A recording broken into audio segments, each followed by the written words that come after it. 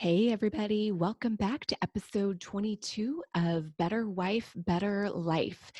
Today, we're going to be talking about the subject of intimacy.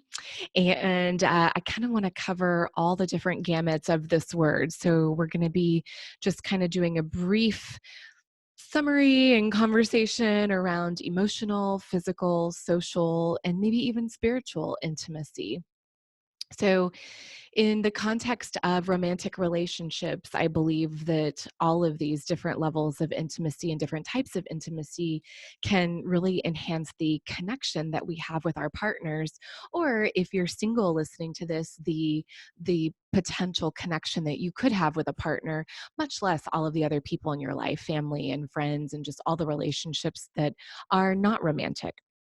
So, in kind of talking about emotional intimacy, I think words like vulnerability come to mind and openness and um, even things like courage, assertiveness, boundaries, all sorts of those kinds of things are ways that we have emotional intimacy with other people. So, thinking of the first word that came to mind, vulnerable. Think about those family members or close friends or your partner where you feel completely safe sharing a thought, a feeling, a memory, or an experience that is pretty vulnerable, something that you would not tell just anybody. And if somebody were to share that about you, it might bring up some really strong emotions. So just kind of thinking about the people in your life where you have that level of emotional intimacy. And if you don't have at least one person in your life like that, maybe being able to ask yourself, why is that? Has something happened in the past where vulnerability has been really hard? And have you tried it before and you've gotten a sense of rejection or a shutdown or a betrayal? Just things like that. But emotional intimacy is something that is really important in a romantic relationship. And then there's physical intimacy. And physical intimacy can come in all sorts of different forms, ranging from holding hands or a kiss on the cheek, or even just kind of a light physical touch, hand on a leg or shoulder to shoulder, all the way to kind of the ultimate physical intimacy of having sex with someone. And you know, in romantic relationships, I think some of the things there that are really important that we'll kind of go into a little bit later are being able to talk about those things, come to a mutual understanding for each other's needs and desires, and also a mutual respect for each other's needs and desires, and coming together with some kind of win-win situation there. And then there's social intimacy. And this is not only the emotional and physical intimacy you have with your partner, but even the social intimacy related to, do you like to hang out together? Is this partner your friend, your best friend? Do you guys do fun things together? Do you share leisure types of activities together? And if not, that's okay. But where else do you guys connect outside of work, outside of physical intimacy, outside of taking care of the home or the kids? What kind of social intimacy do you have? And also, what's the social intimacy look like outside of your relationships? Do you guys have friends with people outside of your romantic relationship? Is it ever okay for you to have a girls' night or him to have a guys' night, or just for either of you to hang out with other people who are not your partner, and are there any boundaries around that? So thinking about some social intimacy there. And spiritual intimacy kind of depends on who you are and where you are with spirituality in your life. Sometimes having a really deep connection with something higher than ourselves, something outside of ourselves, depending on what you believe in, is something that can really enhance a relationship because it gives it deeper meaning and deeper purpose. And for many of us, it gives us kind of a guide, something deeper than ourselves with a relationship that can be kind of a nice foundation.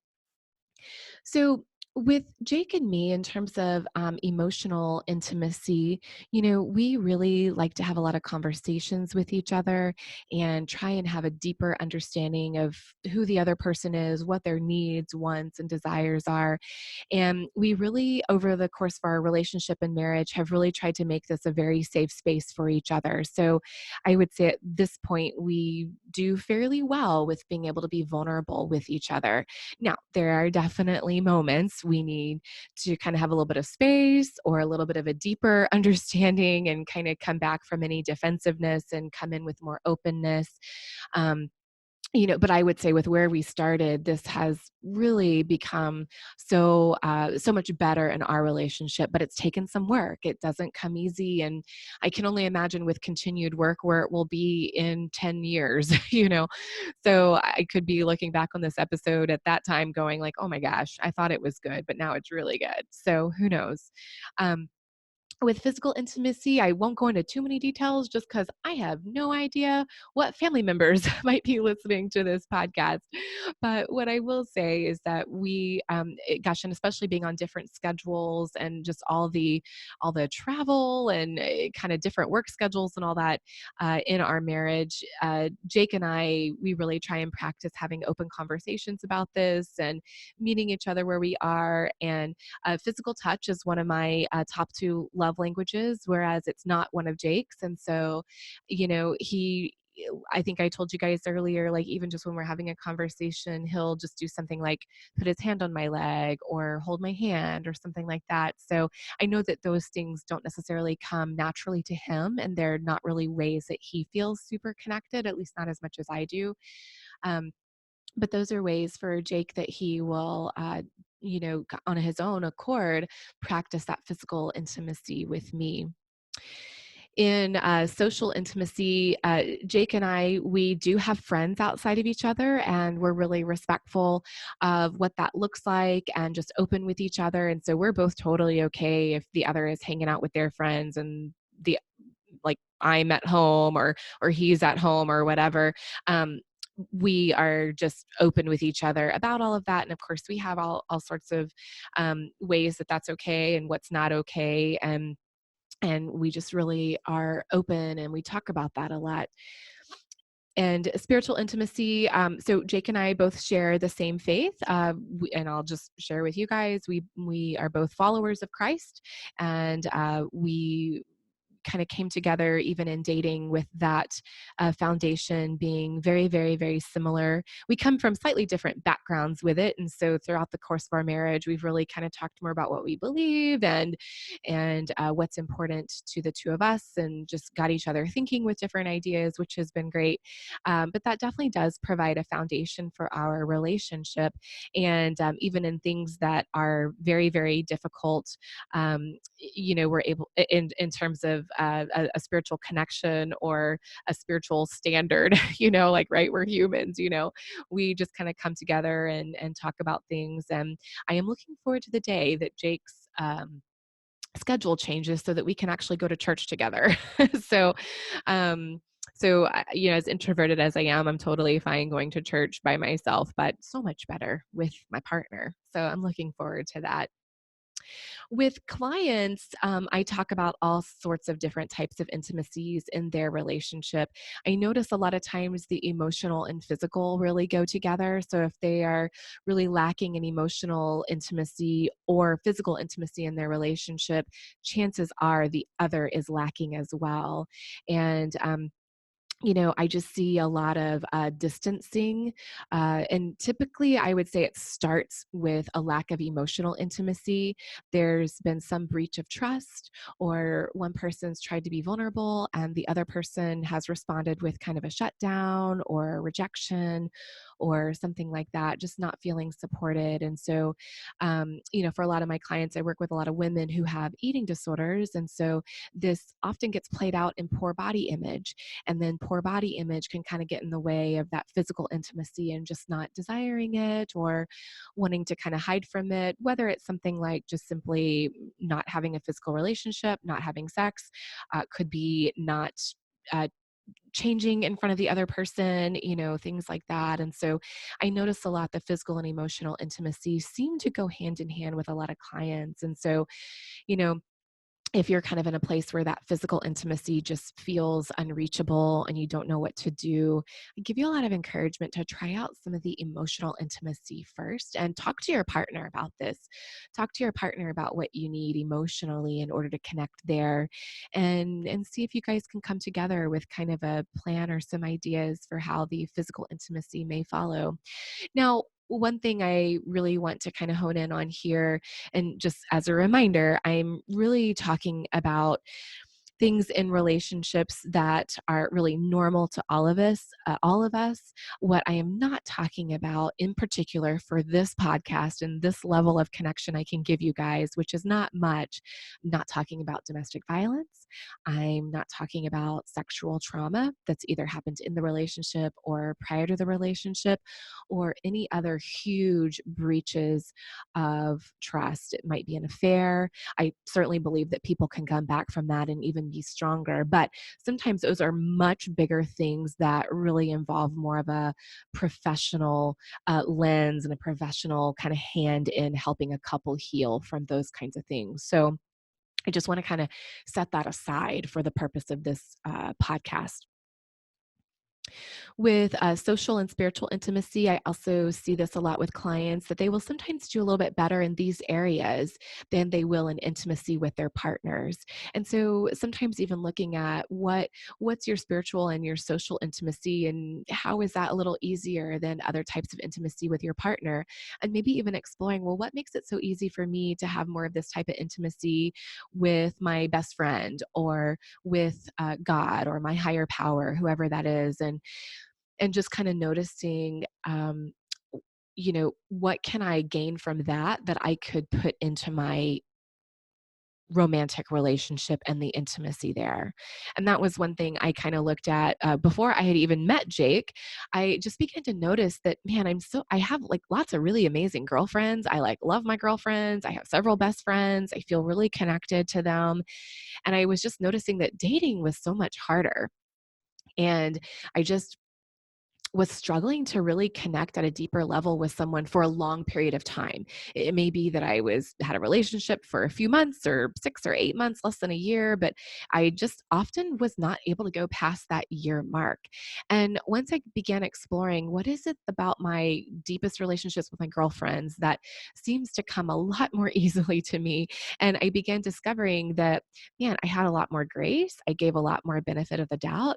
I was a lot more flexible just emotionally in those relationships. Now, my friends might have different stories, but I will say on the inside for me, that was really where I noticed that I was where I seemed better about those things than in a romantic relationship. And so I really tried to make some concerted efforts to work on those things as I continued to date.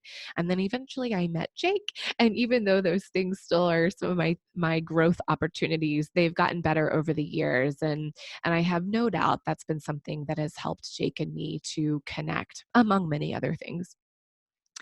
So, in the research around intimacy, a lot of Gottman principles really encourage conversation around intimacy, and kind of often saying that couples who talk about sex are those who often are more satisfied with their sex lives. So even things like that. And so that would be one thing that I would really give a lot of encouragement, is to just talk about it and talk about it openly. Have a mutual agreement and a mutual understanding of each other's needs of intimacy in all these different areas. And really, as you talk about it, come to understand the underlying needs of your partner. So, one of the areas of disconnect I often see with couples is that one partner really desires more physical intimacy and the other partner really desires a lot less physical intimacy. And so sometimes it can really feel like, oh, they just want me for sex and that's all I'm good about for or good for them. Or it might be the opposite. Things were really good in the beginning, but then they really started pulling away. And I guess that wasn't really who they were. And instead being able to look at, well, what's changed? What are the underlying needs in the relationship? Remember, going back to love languages. And if we are giving our partner the benefit of the doubt, perhaps them desiring physical intimacy quite a bit more than what we're ready for is really the way that they feel most loved and the way that they express love to their partners. Or it could be opposite, someone whose physical touch love language isn't really there. It's simply that that's not a way that they connect. That's not a way that they feel loved. And so, them not wanting it as much has nothing to do with withholding love as much as it is they just feel and express love in different ways. So, being able to have those open conversations about that and understanding that in a mutual way, it's got to be mutual, to remember to go back to speaking your partner's love language in a way that can work for you and your partner. Share the underlying meaning and needs of all of these different types of intimacies and the levels of intimacy. I've talked about this before, but stating what you need and what you want from your partner instead of stating what you don't need. So, I think about one example of this. Like, let's say you have a partner who tends to work a lot, and maybe your love language is quality time. And that's where you feel especially emotionally intimate with your partners, when you guys spend a lot of quality time together. And let's say they're used to working really, really late. Well, instead of saying like, "Hey, I need you to stop working so late. This isn't working for me, and I, I can't do this anymore." Instead, being able to say, "Hey, I'd love it if there was a way for you to get off work early and we could have date night." Or, "Gosh, I remember that time a couple months ago. Man, we had the whole weekend together and it was so fun. I loved it so much. I'd love to be able to do that again." Instead of being able to say, "You have not spent any time with me the last 8 weeks, and this isn't okay." Now, if you're, and that's especially if you're in a newer relationship, or if you have a partner that especially notices areas of criticism or becomes defensive, then use that kind of strategy. If you're in a relationship where there's not all of that and you feel like you're kind of one of those masters at communication and there's a lot of grace and giving the benefit of the doubt, then it's okay to be much more direct with that. So that's just kind of a strategy for certain types of relationships. All right. Well, I give you guys lots of encouragement to have these open conversations with your partner and working on some of those connecting behaviors around intimacy and seeing how it goes. Thanks so much for listening. As always, we are at harmonytherapygroup.com/better wife, better life. We are also in the process of creating an e-course, which we are really excited about for our listeners. And so if you want to stay updated on that, you can either join our email list on that page at Better Wife, Better Life on harmonytherapygroup.com, or our e-course website is harmony-therapy-u, as in the letter U, teachable.com. And we'll also put a link to that on our website at harmonytherapygroup.com. We are all over social media. You can follow us at Harmony Therapy Group on YouTube, Facebook, and Instagram. And on Twitter, we're at HTG Therapist. Look forward to talking to you guys next week. Bye.